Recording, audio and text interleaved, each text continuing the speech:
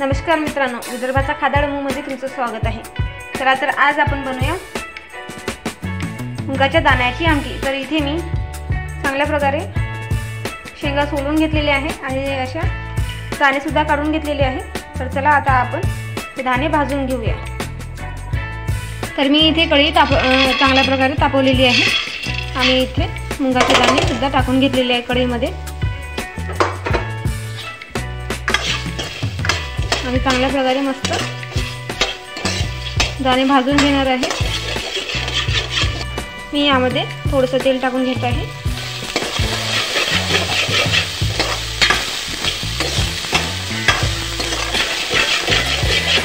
आणि 5 मिनिट चांगल्या प्रकारे दाणे भाजून घेणार आहे आणि सगळे हिरवा सुद्धा राहणार आहे।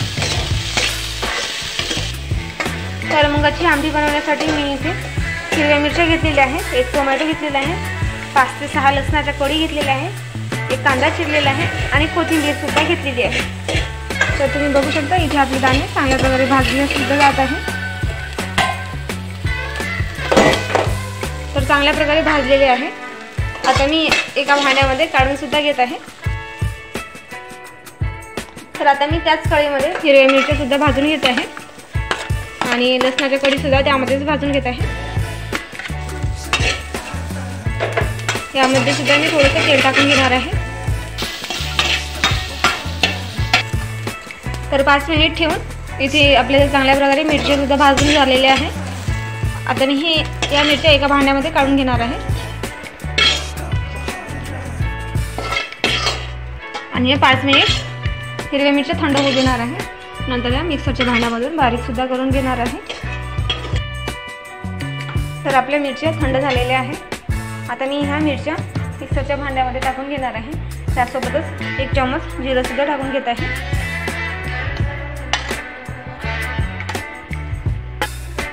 आणि हे मी चांगल्या प्रकारे बारीक करून घेणार आहे। तर तुम्ही बघू शकता इथे आपल्या हिरव्या मिरच्या चांगल्या प्रकारे बारीक झालेल्या आहेत आणि आता ह्या मिरच्या मी एका ताटामध्ये वेगळ्या काढून घेणार आहे आणि त्याच मिक्सरच्या भांड्यामध्ये मी सुद्धा दाणे सुद्धा टाकून घेणार आहे।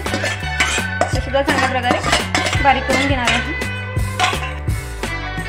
तर इथे मी मुगाचे दाणे मिक्सरमधून बारीक करून घेतलेले आहे।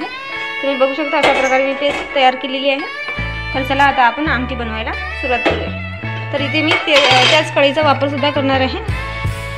त्यामध्ये मी 2 बुटलं तेल घेणार आहे। तेल चांगल्या प्रकारे तापलेलं आहे। आता मी यामध्ये 1 चम्मच जिरं टाकून घेणार आहे आणि लगेच यामध्ये कांदा सुद्धा टाकून घेत आहे।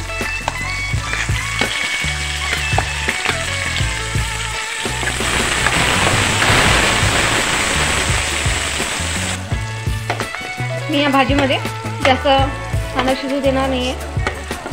आता मी यामध्ये 1 चम्मच आलं लसूण पेस्ट सुद्धा टाकून घेत आहे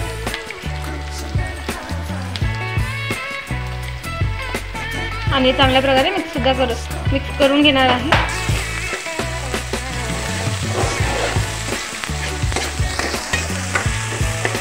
आता मी यामध्ये 1 चम्मच हळद टाकून घेणार आहे। त्या भाजीमध्ये कोणत्याच प्रकारच्या मसाल्याचा वापर सुद्धा नाही करत आहे आपण आणि चवीपुरतं मीठ सुद्धा टाकून घेत आहे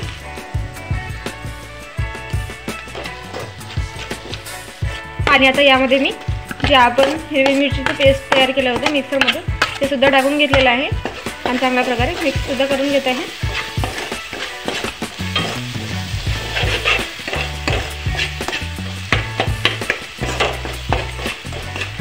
आणि लगेच टोमॅटो सुद्धा टाकून घेत आहे।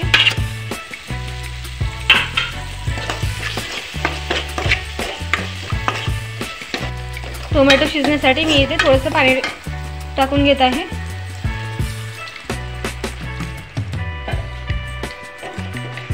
आणि हे 2 मिनिट चांगल्या प्रकारे शिजू सुद्धा देणार आहे।